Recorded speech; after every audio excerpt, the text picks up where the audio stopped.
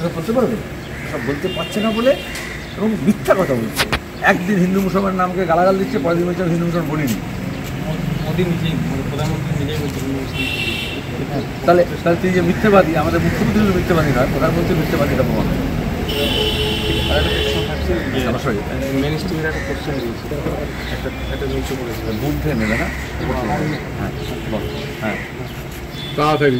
নন্দীগ্রামে আমার সাথে প্রতারণা করা হয়েছে। মুখ্যমন্ত্রী বলছেন নন্দীগ্রামে আমাকে হারানো হয়েছে, আজ না হয় কাল দেখে নেবে। আচ্ছা, প্রতারণা কে করেছে? তার হাতে শুভেন্দু অধিকারী।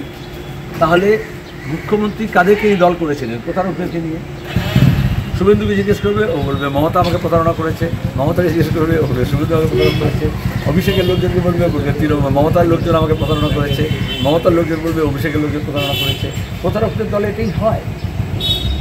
কেউ কারোর জন্য কাজ করেছে, চুরি করেছে, শিক্ষক নিয়োগে দুর্নীতি করেছে। তাহলে মমতা ব্যানার্জি কেন বললেন আমি মেদিনীপুরে যে চাকরি দিয়েছিলাম শুভেন্দুর হাতে, বাঁকুড়া পুরুলিয়া, সেগুলো সব শুভেন্দুর কাতিয়ে দিয়েছিল, চাকরি বিলি করেছে? গড়তে প্রতারণা। চাকরি বিলি করা তো যোগ্যতা নিয়ে যাওয়া, পরীক্ষা দিয়ে চাকরি হতো।